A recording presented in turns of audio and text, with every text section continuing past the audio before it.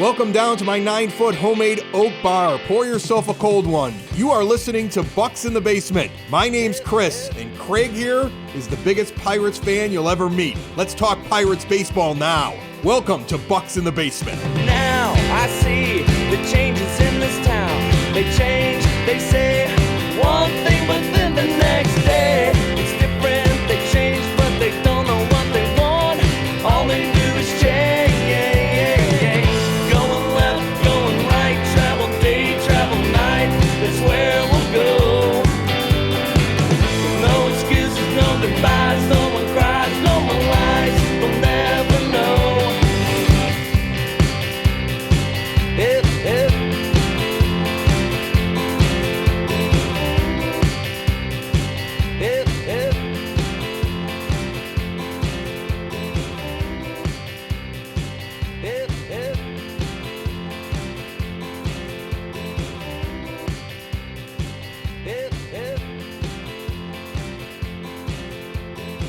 Are you still putting the video version up on the YouTube? Like, people are watching us right now? Not live. No. Luckily. But I mean, at some point, like, you sitting there on what looks like a vacation, and me sitting here looking envious at you, somebody can see that, right? Yes. Okay, good. And if you do watch the video version, the intro song was cut off a little bit because I made Craig stop it and then restart it because my 18-year-old woke me up at like 6 o'clock in the morning the other day with a "Dad, I think I'm in trouble." And you can hear that right away. And she, it was very easy to figure it out, had an appendicitis. And I had to rush her to the emergency room. They did all the stuff. They took her appendix out. Now she's recovering. And I'm the only one in the house that can take care of her. Right. So it's like she just was yelling right before we started. So we had to pause, restart. She's okay now. Hopefully she will not yell in the next half hour and I'll have to run upstairs from the basement bar to go take care of her. So I'm a caretaker now because that's what they do, Craig. Now they take a whole organ out of your body and then they send you home 90 minutes later because God forbid you have a bed overnight. Let somebody else take care of you. Get on it. We got your appendix. Appendix is in a bucket over here. You're luckily not in a bucket. You get to live, and now you're on your way home, and somebody else will take care of you. Here's some meds. Get the hell out. That's modern medicine for you now these days.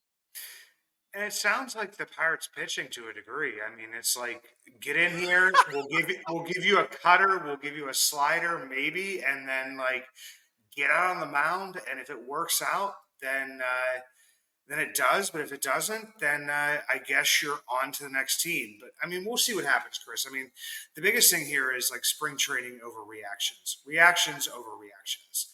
This is the stuff that happens. It's pretty much, you know, if a guy goes, 5 for 15 with like 3 home runs, he's the next Willie Mays, Roberto Clemente, whoever it would be. And if he strikes out, 5 times during that, then he is jettisoned to the sun. I mean, it's very goofy. It's spring training, for crying out loud. Like here's how I look at spring training. I look at it as there's a group of people that you have expectations for that you expect to play on your team that year. You're just warming them up and their actual performance doesn't matter very much. And then you have the people that you're actually waiting to see, can they make the team? Can they steal a job from somebody? Like non-roster invitees. Those are those guys, right? Like maybe they steal a job. Maybe there's an actual competition where it matters. It doesn't matter for everyone though, right? Like if you're a rookie and you're down in the minor leagues and your timetable isn't exactly set yet, you can win a job, but you got to be, over your skis getting it. You're not anointed, so maybe you steal a job away. Otherwise, they have a pretty good idea of who the 26 man is. Like the perfect example is whether or not Jared Jones makes the team.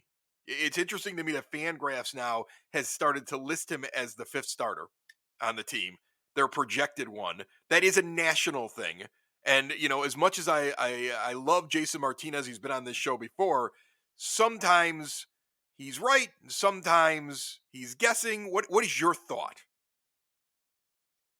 I mean, Chris, the biggest thing on this is that, you texted me about this like right after there was some, writings in the newspapers and stuff about what could happen with Jared Jones. And I almost went to, I mean, I hate to say this. I mean, we have a Sox in the Basement podcast. I have a brother in law who is a big White Sox fan. I mean, we've seen Garrett Crochet. I mean, you could be good for 2 innings at a time.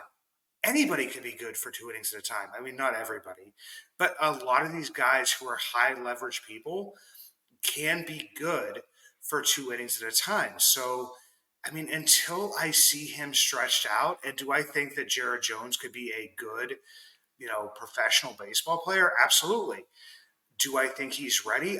I'm not actually sure yet because, I mean, I see a lot of stuff that I've watched with him in the minors where he was struggling to find the zone, was walking a lot of people, had a fairly high whip at times. So I think they're listing him because, I mean, you've got a lot of beat reporters down here, and I ran into a couple of them today, and I love the beat reporters we have down here. I mean, we've had them on the podcast. I mean, look at Jason Mackey. I ran into Alex Stump, who was with DK Pittsburgh Sports, is now with MLB.com. I love these guys, but you kind of get stuck in this vortex down here where you have stories that are kind of, I don't know if they're put towards you or if they're fed towards you, but there's only certain guys that you are allowed to talk to. And you ask, okay, is Jared Jones a starter? And they will say, well, he's in competition. Anybody who has watched baseball or who has followed baseball, there are about, I don't know, 10 guys in competition. I mean, you have so many NRI guys. I just watched Chase Anderson go out and throw.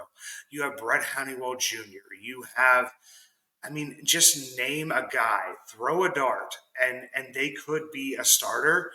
Jared Jones has performed well. That looks good for the team. But is that realistically something that will, I don't know, get you to your opening day roster? I mean, I don't know. I mean, it I think it's could. funny that you brought up. I think it's funny that you brought up Garrett Crochet with the White Sox as your comparison, and he actually is performing really well, and they're stretching him out. I think he's going to make the rotation. So maybe Jared Jones can make the rotation. I mean, here's the thing. I'm looking at the national people now starting to eat up the possibility that this guy could make the rotation. And look, he's had how many appearances now? He's had 4 appearances. He's had 4 appearances in spring. He started Yeah. one game. And over those 4 appearances, he only has 7 1/3 total innings. So you're right. What have you done to show me that he can go more than 2 innings? In 4 appearances, he's averaging less than 2 innings when he's out there. Yeah, I love the whip, 0.82. And again, I don't put a ton of stock into spring numbers because if I did, I would say Mitch Keller shouldn't even be on the staff because he has not been very good. If you look at the what is it, 3 appearances that he's had so far and 8 total innings, right? Like his numbers were, but I don't expect him to do that all year long. So like he's a guy who's just working stuff out. Here's my thing with Jones. I think that deep down in the end, they'll probably want to keep him down and make sure that they've got a good amount of innings that he can go out and he can pitch to be effective, especially when they have other guys that are on the 40 man or have been in the majors before that are showing some signs of life.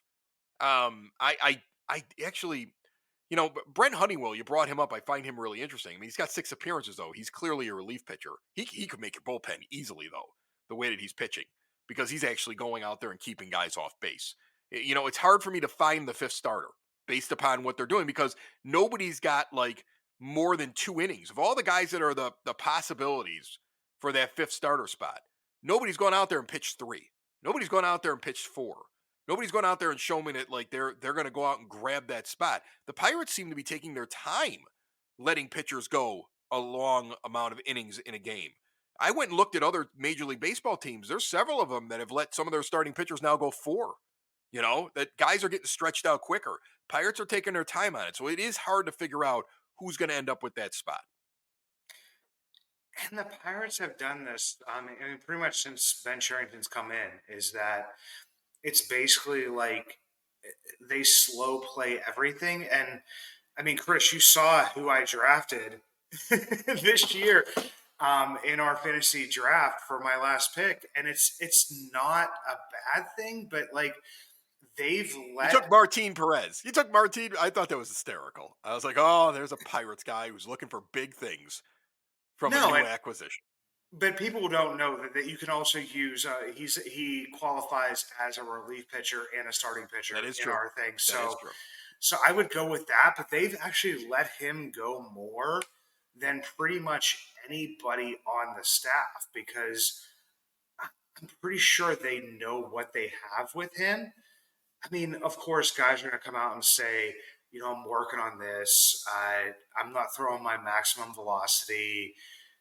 You actually don't know what's going to happen because I just watched a game today, Chris, where the Atlanta Braves brought, I mean, maybe Sean Murphy as a starter, like you know, in their opening lineup, but nobody else. So how can you Right. really judge like how the pitchers perform? I mean, Chase Anderson had a great start today, but I mean, Chase Anderson should have a great start against guys who Right. All you learn is if he gets blown up. If he gets blown up, you're like, oh well, no.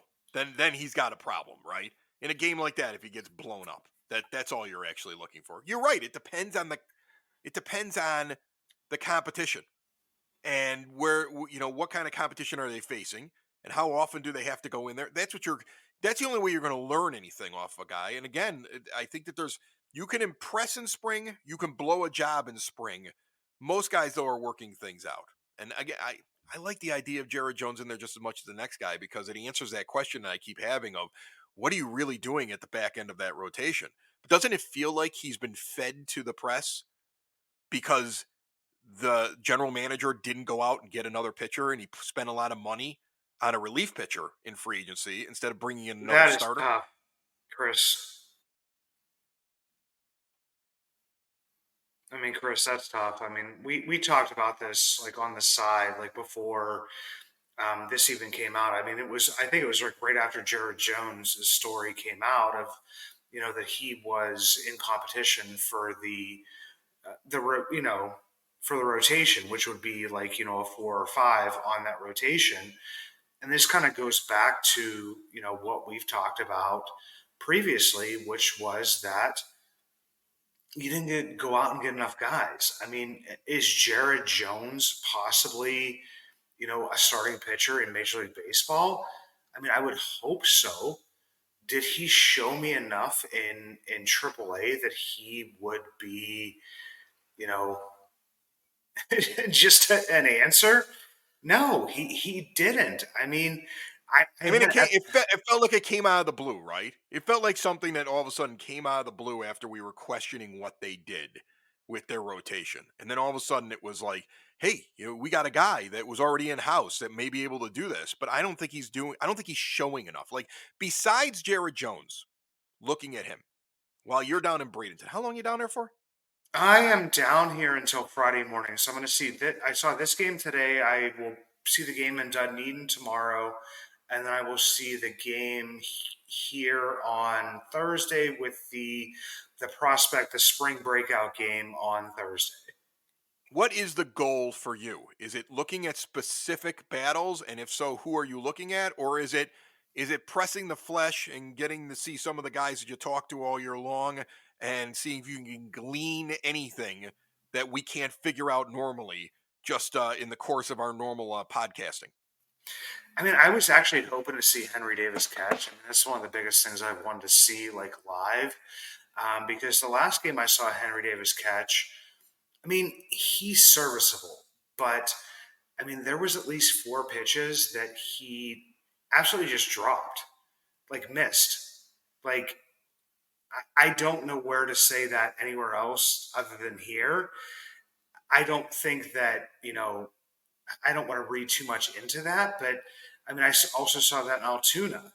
So I mean, like I don't want to see a catcher go out there and just absolutely just miss pitches. I mean, when you're watching a spring training game, I mean, how many of us are watching it that closely where you're seeing like every play that happens, everything that's going on?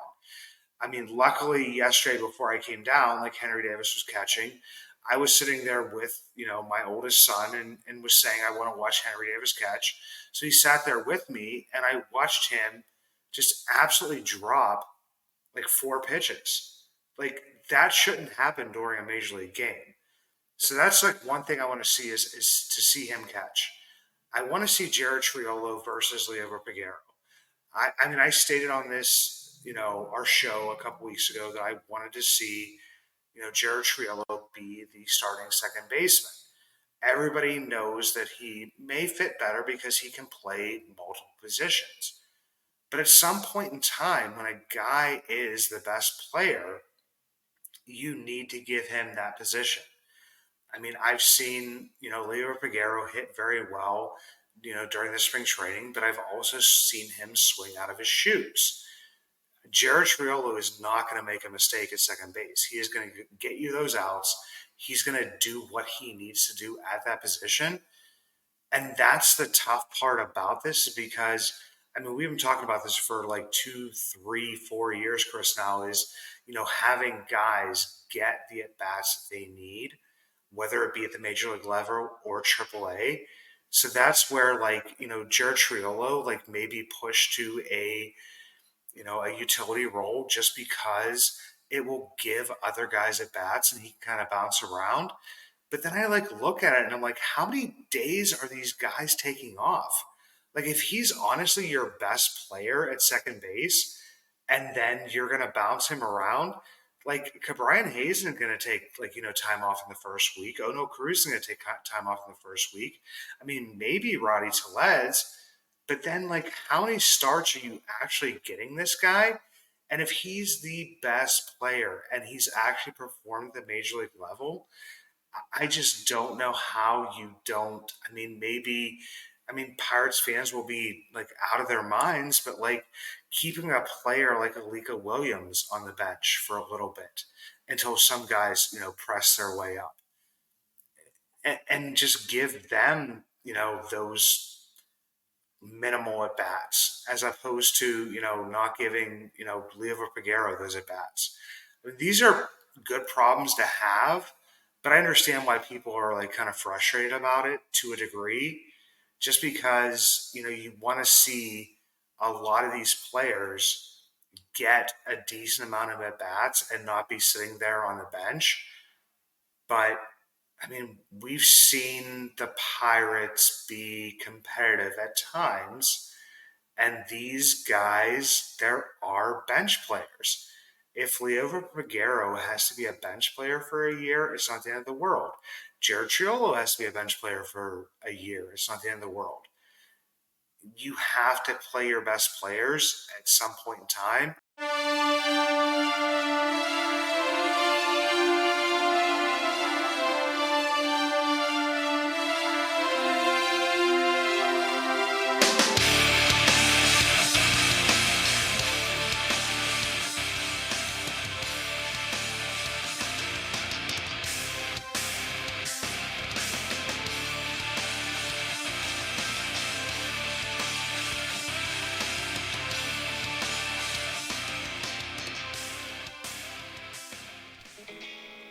If you ever see me out and about in Pittsburgh, you will always recognize me, and not just because of the white beard, but also because of the Y that is always on top of my head, the hat I always wear.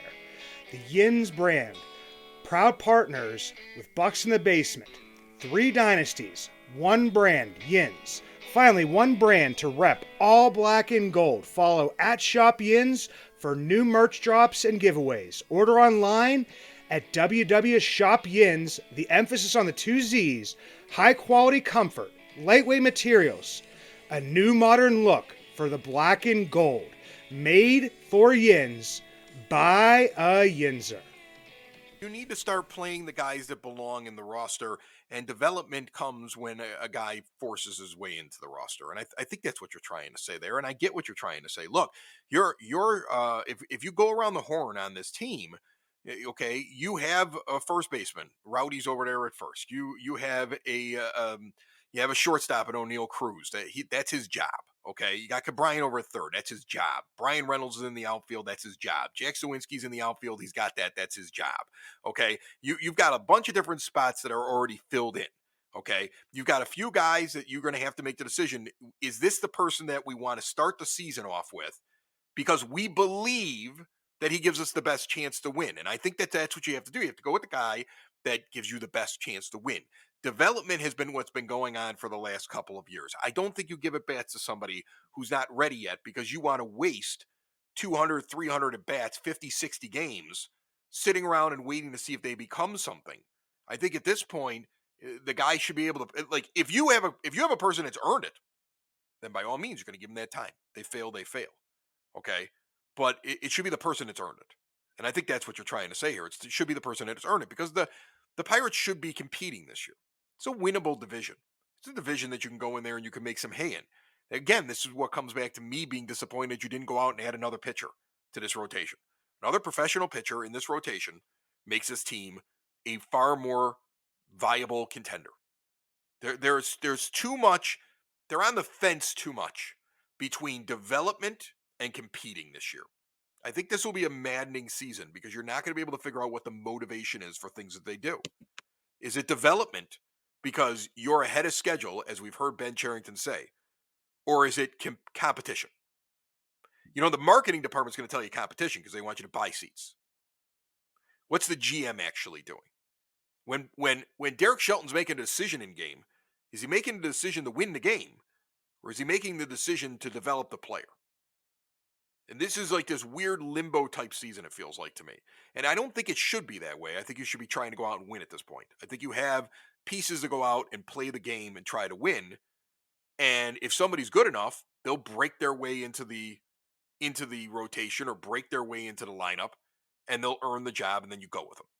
But I do have this sneaking suspicion it's going to be one of these weird seasons where you're going to be unable to tell what's the real motivation behind how they're making decisions in game and how they're making decisions with the roster. Yeah, and they said they would compete this year, which is, I mean, I don't want to get frustrated. Like I try to be Everybody says they're competing. Everybody says they're competing. Okay? I mean, everybody says they're competing. You mentioned the White Sox earlier on. That team has the lowest payroll they've had in the last 6 years, and all their marketing is that they're competing this year. Nobody in their fan base believes that. You know, everybody in baseball is competing right now in spring. They're telling Angels fans, don't worry, we're going to win. We got rid of Shohei, but it's our year. You know, everybody's competing. Look at the Yankees right now. They lost Garrett Cole.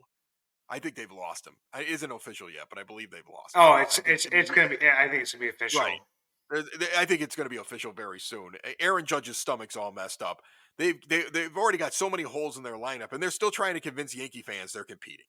What are you competing for? The last wild card? Because that's probably your best shot in that division right now if you're the Yankees. Okay? But they're telling everybody they're competing. So I expect the Pirates to say they're competing. This fan base would be furious if they weren't trying to compete at this point. We saw growth last year. The problem is the owner didn't give enough money, first of all, to be able to compete. At this point, you should be able to field a competitive team while the developing players are moving their way in to your team, into use, onto the 26 man, onto the starting 9. Okay, that development can still continue as your window opens up and hopefully stays open for years and years and years. Okay, but there wasn't a full committal by the team. The team didn't fully commit to that. Okay, the team stopped short. They didn't invest the dollars, and I'm not talking that they needed to invest another $50 million. Another $20 million rounds off this team pretty well. Another $20 million still keeps you well in the bottom half of Major League Baseball payrolls. And another $20 million should have been completely doable. And if that wasn't coming, you didn't need to go out and pay $10 million for a relief pitcher this year because you had more glaring needs. So there is a problem with the way that the team committed their funds. There's a problem with how the funds were spent. And I think that that's going to be like, it doesn't mean that the rebuild is ruined. It doesn't mean that they're not going to be better in later years. It does make me temper my expectations slightly compared to what I had at the beginning of the offseason because this is A free agent market in which, let's be honest, there is still talent out there trying to find a home. You could have played every free agent you wanted to and gotten them at the right price. So you can't sit there and say, well, talent was eaten up or they just didn't want to come to Pittsburgh. There are guys right now begging for Pittsburgh to call them and give them a reasonable offer because they don't have anywhere to go and it's the middle of March. So that's where my confusion, my concern, that's where it leads with this team because you do have some nice young stars. You do have an awful lot of potential. You could do something this year. And I'm not saying that they won't make a trade midseason with some of the capital that they have and that they might not be able to add in the next offseason, but it just feels like they weren't in 100% on winning a division this year. Their decision making seems to be more of, well, let's add a few pieces, but we're still not there yet. And I look at this division and I say, well, who is there? Who is so world beater in the National League Central that you're afraid to invest another $20 million, spend the money in the proper way? And if you weren't trying to win, why is Aroldis Chapman on your team for $10 million? Right? I don't know what he brings. Chris, that bothers you, brother. What I mean, is, it does. it bothers, It bothers I'm sorry. me to a It degree. bothers the hell out of me. You don't need Aroldis Chapman at $10 million if you're not competing for the postseason. Okay? It is a weird spend of your money when you don't have all the starting pitching you need. It is a strange decision to go and get him. Like, you go get an Aroldis Chapman for $10 million when you're finishing off a team's construction. Not at this weird, it is such a strange thing with all the other starting pitching that's sitting out there. And starting pitchers, Lance Lynn was $10 million to go pitch for the Cardinals. Now, I think Lance Lynn is done. He's a launching pad. He throws 3 different kinds of fastballs, and you can only fool Major League Baseball for so long with that. It's not like you got a lot of variation. But there are pitchers out there right now who have not found a home who are going to take less than what Lance Lynn took in a prove-it deal, and they should be sitting in Pirates camp right now. And maybe I'm just uninformed. Maybe Ben Cherington's got about 4 of those deals sitting on a table, and he's telling somebody like, "Look, when you're ready to sign for $8 million, I got it. Come on in," right? But I just look at the Chapman deal and I go, it's such a weird thing. If you were in enough to go get him and spend that money, why wasn't there a little bit more money spent to round out the roster? If you weren't going to get all that money, why was it spent on him? It could have been spent on something else. Why does it feel like we're halfway in? We have 1 foot in and 1 foot in development. That isn't going to accomplish anything this year. And it feels like a waste of resources. No, we have a toe in the water, and we're testing things. And I don't know if. And here's the thing: is I hate that because I don't know if this is like the Pirates can always back off and say this is like a weird free agency year because it is a weird free agency year. It's different than anything we have ever seen. I mean, it's because the owners are colluding. The owners are colluding. I'm sorry. Some of the players are already talking about it. I completely believe it. There's collusion all over Major League Baseball. I will preface this with allegedly, and I'm a guy who wears a tinfoil hat, so nobody will get all whipped up on it. But I think anybody with a brain looks at some of the things that are going on. Like the American League Central doesn't have one team that's in the top half of Major League Baseball spending.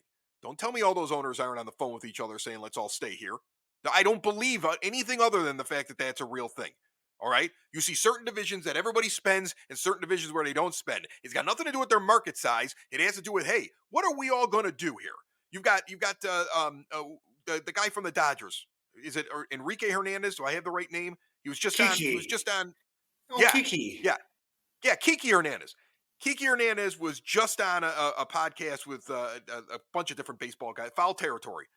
And he immediately said, I got like 3 of the same offers at the exact same time from 3 different teams. They all said the exact same thing. There was barely any wiggle room whatsoever. Nobody came in with anything different. It was as if they all talked ahead of time before they offered me a deal.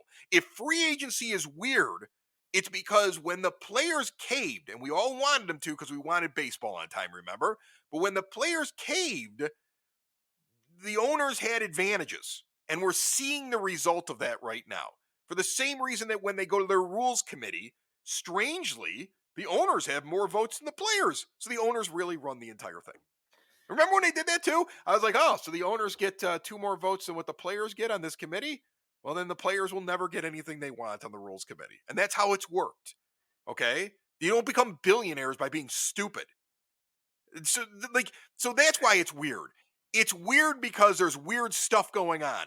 Unprovable weird stuff in the only business in this entire country that just benefits from an antitrust law and takes full advantage of the entire thing.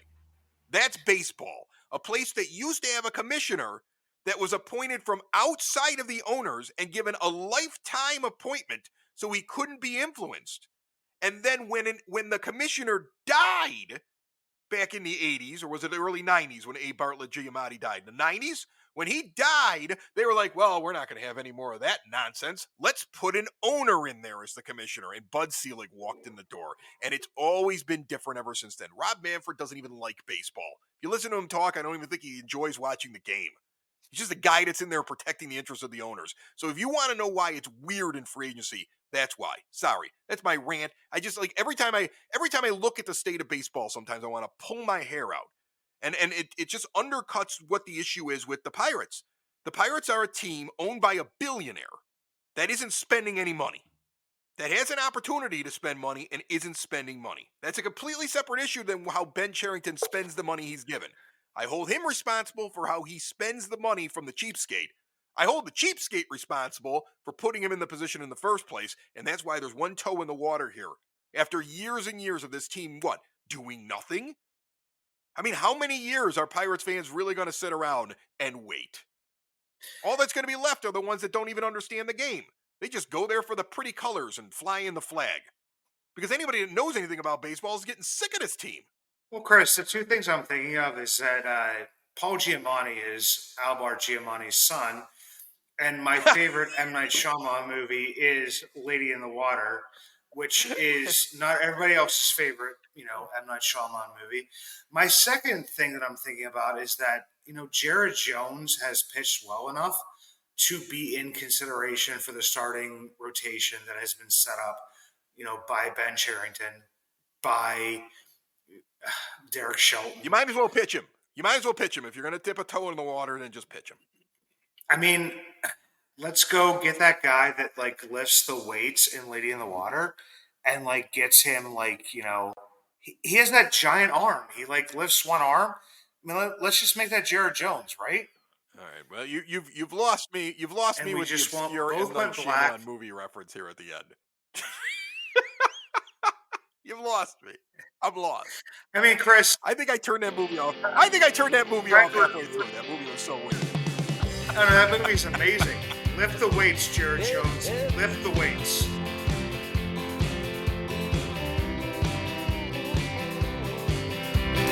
Now I see the changes in this town. They change.